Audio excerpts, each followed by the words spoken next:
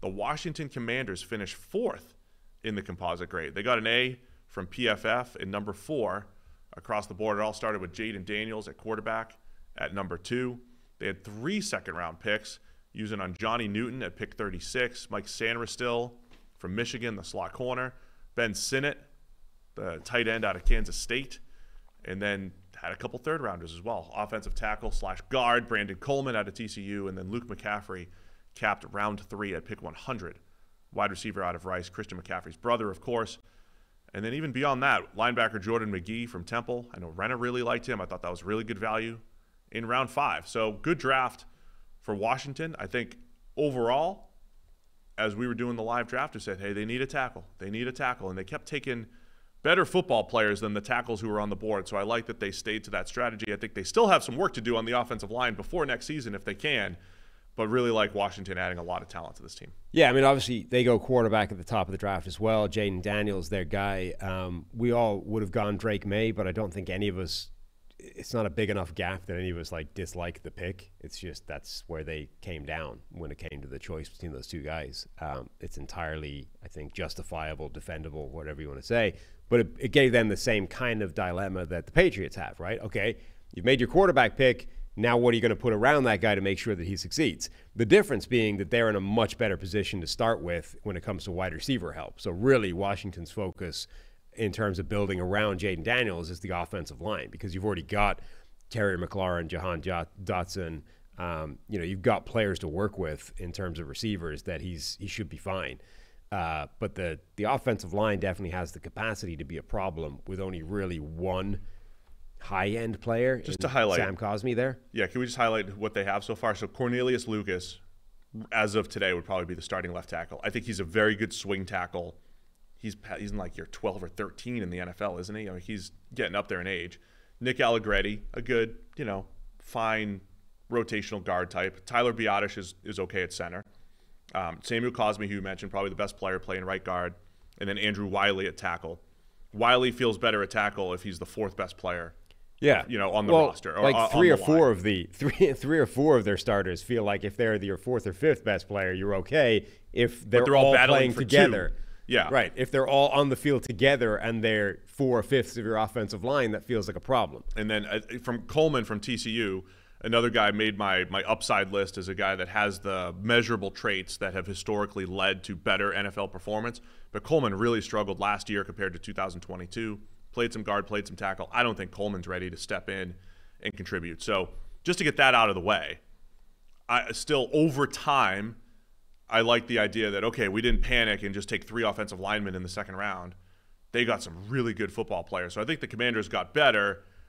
Post-draft now, we do have to have some concerns about what this line's looking like, though, heading into Jaden Daniels' rookie season. Yeah. So let's talk about the guys we like. I mean, getting Johnny Newton in the top of the second round, a guy that we would have been fine with. There was hype for him going as high as, top 15, top 20, just an interior, slightly undersized, but disruptor.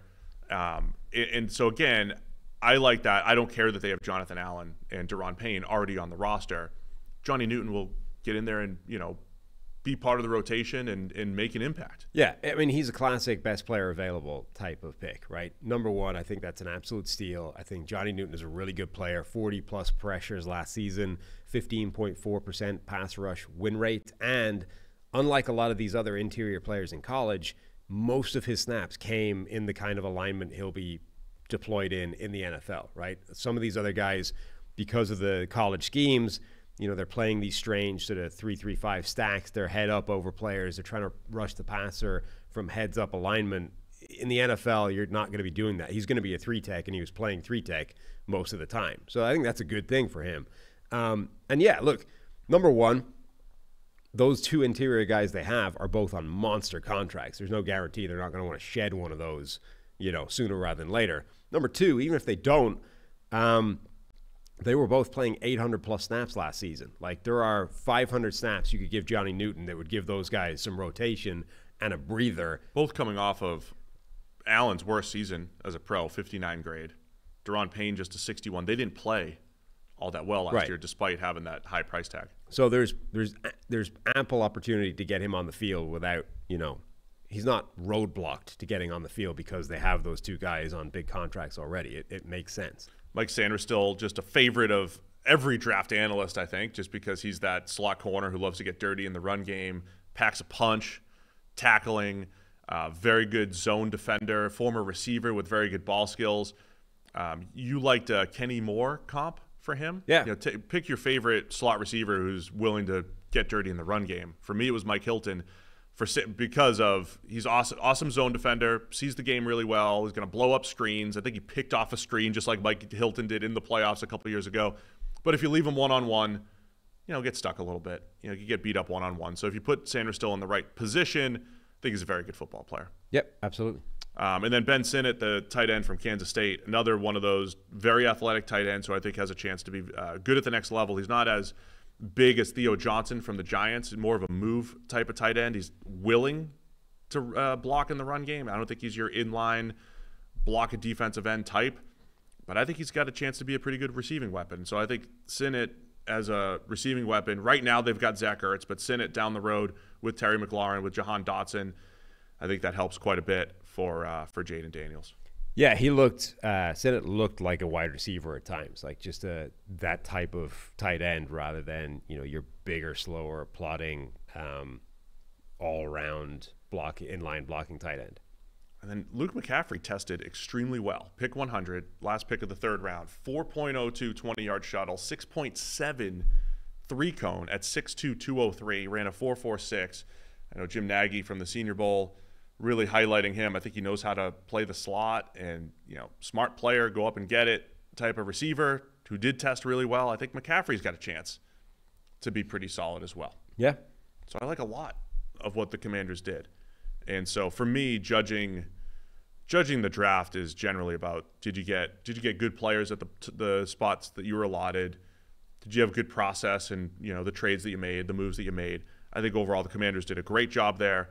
Just have to highlight the offensive line, even though I would never advocate just go fill those spots. It is still, I think, a glaring need heading into the 24 season. Yeah, they'll be an interesting team to see what they do, if anything, in terms of, the post-draft free agent market, which is a big thing. Like, there's still a lot of quality players at various positions throughout the NFL available, right? There are teams that can go and, plug gaps, at least as a stopgap measure, and get a starter and, roll in. Now, again, part of their problem is that they already have 4 of those guys in the offensive line. So adding a different 4, might not make a massive difference to them. But it's another one. If you get the high end, if you get the best of all those guys, it'll work out. It's just So and maybe simply adding the competition is worth doing from their point of view, given the quarterback investment. But it'll be interesting to see if they do go and maybe pick off 1 or 2 of those offensive linemen.